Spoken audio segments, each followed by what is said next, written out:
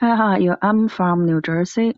Currently, I have a total of 8 unit rental property. Um, but all my 4 units together have a negative cash flow right now. So, what's your recommendation about changing negative cash flow to positive cash flow? And do not want to sell the houses yet. Thank you. All right. So you've got properties with negative cash flow. Well, first of all, I would want to know, are you managing these properties yourself? Because it seems to me that's where a lot of the problem comes from, Melody, is people trying to manage properties themselves. Again, I am a big proponent of working with high quality property management teams. That's what we do at Morris Invest. Like we work with the best property management companies. Okay. They might take a few weeks or a few months to get the right tenant in the property. I would much rather them wait a little bit of time to identify a great tenant who's going to stay for years rather than just shoving some tenant in the property. And then you go through a tenant turnover a few months later because that tenant was a flake and fell out. We don't want that, right? So you've got to work with good property management. That would be, to me, the first order of business. Are you managing the properties yourself? Okay, if you are, then I'm going to go out on a limb and say maybe that's where the problem is. Okay, and if not, then maybe it's time to shop for new property management or have a serious conversation with the property management team. Why are these properties not rented? Again, we have a rental crisis in the United States. We need millions of units. Okay. So if you have had, in New Jersey, most densely populated per capita state in the country, right? I lived in New Jersey. I was born in New Jersey. It is densely populated and they absolutely need rental units.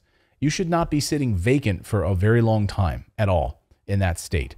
Okay. Unless there's something wrong. Now, if property management is not the issue and you're getting feedback like, oh, these units are just old, right? Like, down the street, someone's able to rent this property for the same amount of money, but they're getting granite countertops, or they get a parking space, or the carpet is not nasty, it's updated, the kitchen cabinets are better. Then I would start to. These are discussions you'll have with your property management team. Like, okay, I've got a unit that's renting for $1,500 a month, but it's vacant. Down the street, someone is renting a property for $1,500 a month, but they've got updated cabinets, they've got maybe the heating is updated, or the flooring, it looks nicer. There's just updated amenities. It's not dated. It's not old. It's not problematic, right? And these are concerns. Then you may need to consider lowering your rent, right? Or updating some of the fixtures and features in the property to bring it up to speed with the current state of where things are on that block or within that mile or so, radius. What does your competition look like? We don't necessarily want to be the best property on the block, the most expensive, right? We want to be be better than average and kind of right in line right there, right? We want to be competing with these other properties that are having showings on a regular basis and are getting rented. If people are passing over your properties, what's the feedback that you're hearing, Melody? Are you hearing that they don't like the location? They don't like the location, and maybe that's an issue. Then maybe you should think about selling. Is it that your amenities, it just looks dated? Just, something's not right about it. They just don't like, it just looks old. Things are out of date. The cabinets are out of date. The appliances are old. Then maybe it's time to invest in some new appliances or update a few of those things. Again, that's good feedback. But the third, it could just be literal property management and a lack of advertising. And it could be that you've got a property management team that's just not pushing this property well, is not getting your property in front of clients that could be renting this property. Or the fourth issue is that you are the property manager, and that opens up a whole other can of worms. Again, put that in the hands of real property managers who can do the job for you.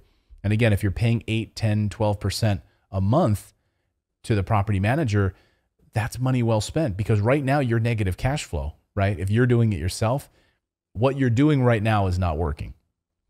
And so if these properties are sitting vacant, Wouldn't it be better to pay 10% to a property management team that can actually have them cash flowing and taken care of and, and getting leases renewed and all of that stuff? So anyway, not to be a Debbie Downer, but I hope one of those 4 options is available to you to take a listen to and to put into action. You can always leave us voicemail questions. Go to our website. We've got a ton of great resources. In fact, we just published a big article over there on West Texas, specifically in our Lubbock market. You can read all about how it's been named one of the most recession-resistant cities in America. How it was pandemic resistant, now it's recession resistant.